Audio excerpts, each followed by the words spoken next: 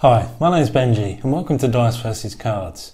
Today we're looking at Role Player, a competitive or solo 1 to 4 player dice rolling and dice placement game that also has elements of set collection, variable player power and a little bit of surface level role playing as well.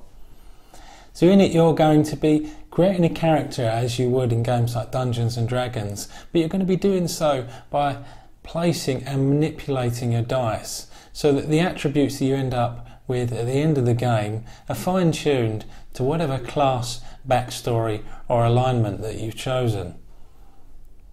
So let's see how this plays and whether this could be the next game for you.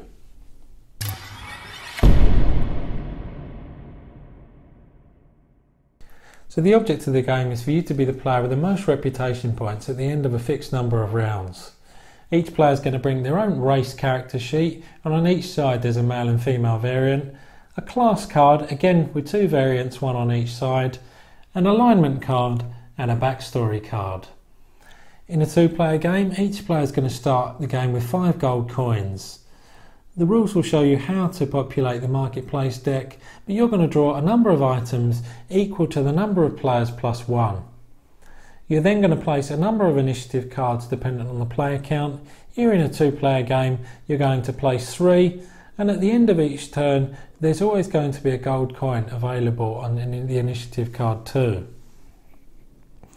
In player order, you're then going to randomly draw 6 dice from the available 73 that come in the bag that comes with the game.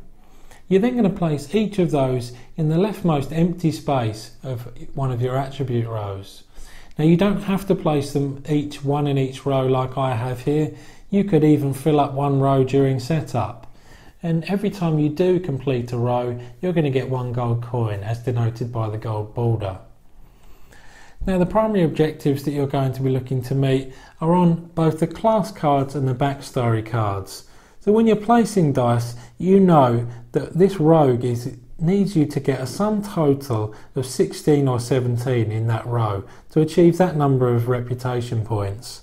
With dexterity you need to get 18 and so on. And the backstory cards also ask that you place a certain coloured dice in a certain space in your attribute rows to get a varying number of reputation points at the end of the game. So we kick things off with the first player randomly drawing and rolling a number of dice equal to the number of initiative cards and placing them in ascending order. Then in player turn order, each player is going to take their own initiative card and place the corresponding dice on one of the leftmost empty spaces in one of their attribute rows. So here we place the gold 5 dice on the dexterity row. And as a side note, every time you place a gold dice and every time you complete one of your attribute rows, you're going to get 1 gold coin. Once the dice are placed, we can then use the attribute action associated with that row. So from top to bottom, if we were to place a dice in the strength row, that will allow us to flip any one of our dice to its opposite side. Dexterity, where we place this gold dice, will allow us to swap any of the 2 dice on your character sheet. Constitution will allow you to increase or decrease the number on a dice by 1. And intelligence will allow us to re-roll one of the dice that we placed to date. And if we don't like the outcome of that re-roll, we can place it back to where it was. Wisdom allows us to move 1 space on our alignment card, and we'll come to alignment a little bit later. And lastly, charisma is going to give us a -1 gold discount on items that we buy in the marketplace in that turn. We then move to the market phase, and this is where the initiative cards come into play. Because as you'll see, player 2 took the black 3 dice and its associated gold coin from this card. That's going to give that player first dibs at items in the marketplace. So the cost of each item is found in the top right hand corner. So here if we wanted this Cure Wounds card, we'd need to pay 3 gold coins. We can also use items in the turn that we buy them, and most cards will have an arrow symbol on them, and to use that item we're going to have to move the token on our alignment card in the direction specified.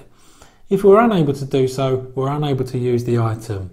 But you'll see going from the middle to the top to the good alignment is a good thing for the rebel, as that's going to give us positive points at the end of the game.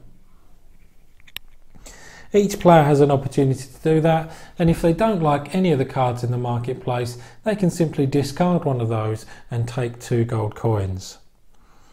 The clean-up phase then, very quickly, is where players are going to discard charisma tokens and refresh 1 skill card that they've used, return all the unused dice to the bag, and draw 3, in this instance, this 2-player game, market cards.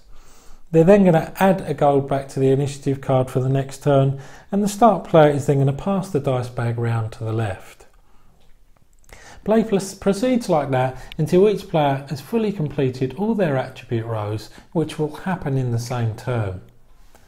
And then you count your number of reputation points based on the class card objectives, your backstory objectives, any armour or trait cards that you purchase throughout the game, your alignment card, and you're also going to get 1 reputation point for every coloured dice that you placed in your attribute pool of the class that you are playing. The person with the most reputation points is the winner, and the first tiebreaker then is the person with the most number of gold coins. So that's how this game plays. What did I think of it?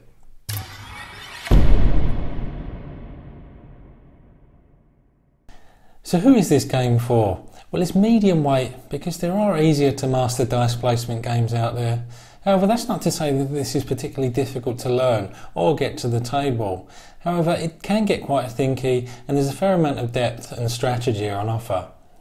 So if we can welcome Captain Obvious at this point, if you're a fan of role-playing games, and especially the character creation element, and you're either already a board gamer or you're looking to find a board game that suits you, then this is going to be a fantastic gateway or transitional choice. So you might want to consider this if you like Sagrada, published by Floodgate Games, as this shares a lot of similar mechanics with that. Or if you're a fan of the good old-fashioned Dungeons and Dragons, as I've already alluded to. So in terms of gameplay, well, everything feels well designed and thought out, and nothing feels like it's been shoehorned in to make this character creation shell of a game work. Everything has its own place and purpose.